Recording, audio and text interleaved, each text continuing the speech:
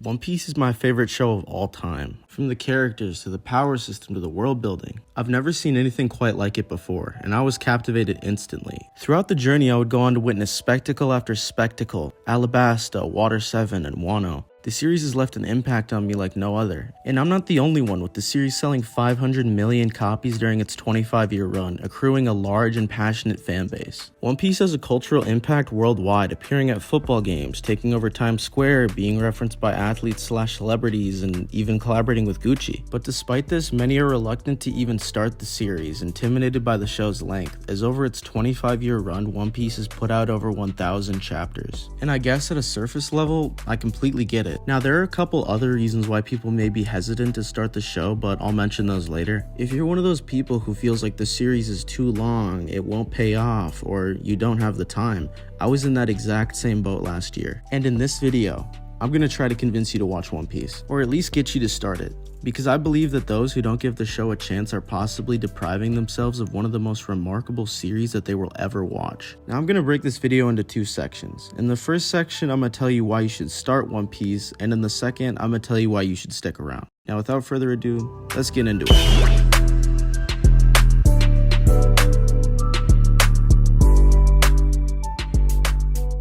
So, what is One Piece? One Piece follows the story of a young pirate named Monkey D. Luffy in his journey to find the legendary treasure known as the One Piece and become the king of pirates, a task that is seen as near impossible by many. Throughout the course of the story, Luffy gathers a crew of trusted and loyal friends who help him on his journey to find the One Piece. Now I know what you're probably thinking. Two questions. Question number one, what is the One Piece?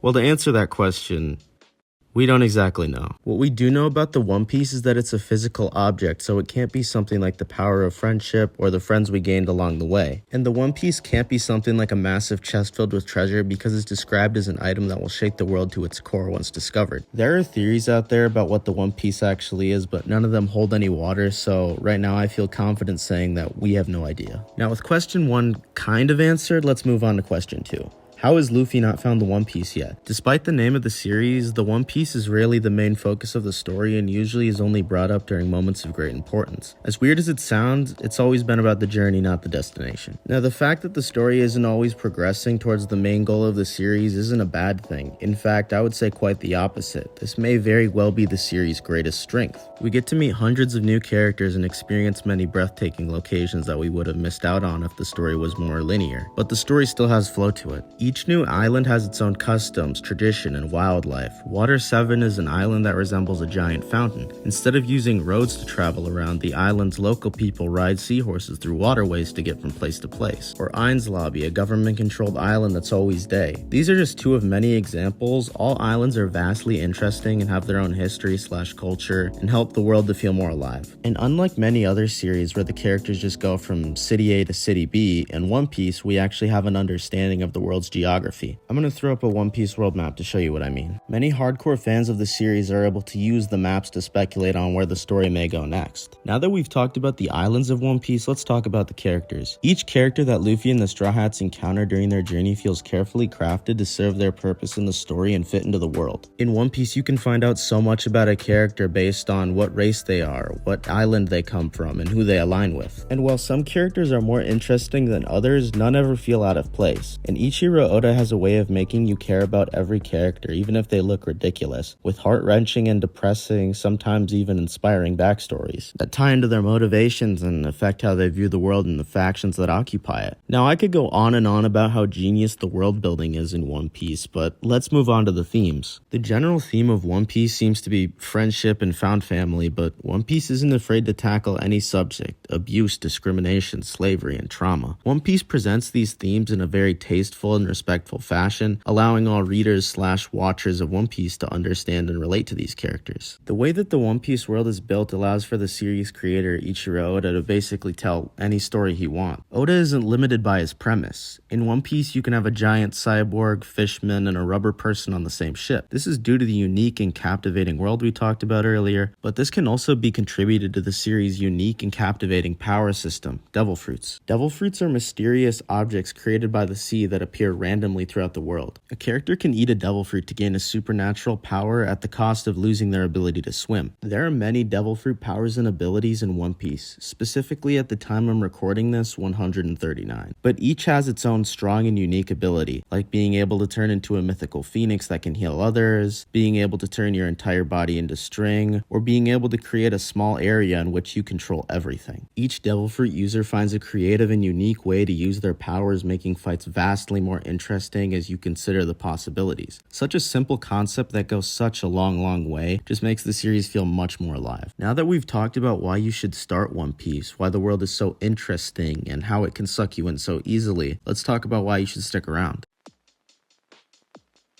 At the end of this section, I'm going to tackle the One Piece is too long argument and basically explain my viewpoint on it, but we're not going to start with that. Instead, we're going to start this section off by talking about how One Piece rewards the viewer for paying attention to small details and rereading previous chapters. Oda leaves small clues for the readers to decipher, leading to an active and passionate fan base who combs over every chapter with precision. Even the smallest details can be important. For instance, very early on in the series, there is a character who mentions that he is born in the sea North Blue. 嘘つきノーランド？知ってるのサンジ君。でもこれノースブルーの発光って書いてあるわよ。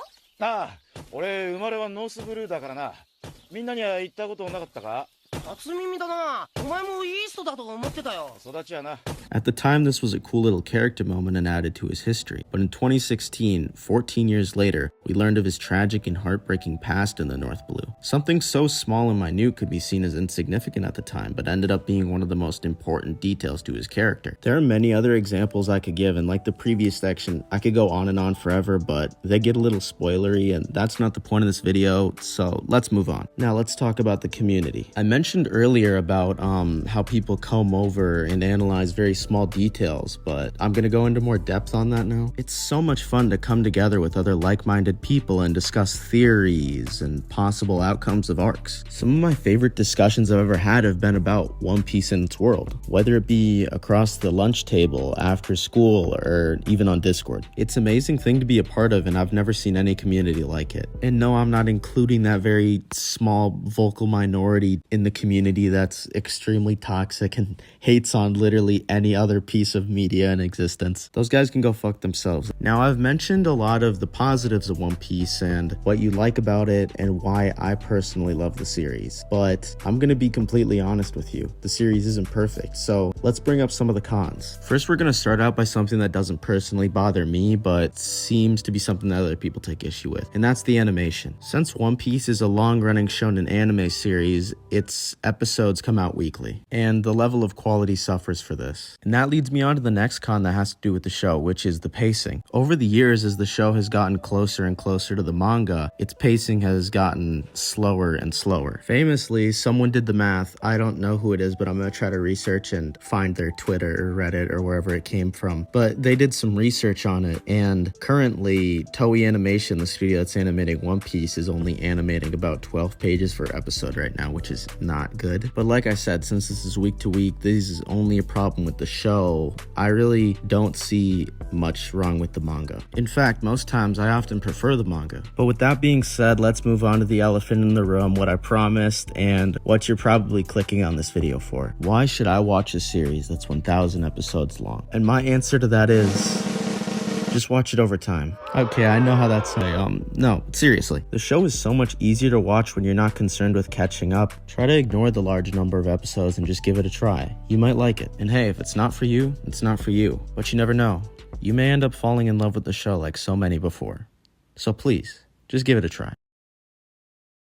This is a really fun video to make. If you can tell, I'm very passionate about this subject, and I like making shorter videos than what I usually make. This is probably the video I had the most fun making, besides from maybe like my Overwatch video. Please go check that out. But also, I just wanted to take this little segment to say thank you for 400 subscribers. I'm very appreciative of all the love and support, and as always, shout out Evan. I put a poll up on my community tab, and the two options that were tied were this One Piece video and a review of Sekiro. I still do plan to do the Sekiro video, but I just wanted to do this first. I don't know. Just do it. But the Sekiro video is coming. I just wanted to say thank you.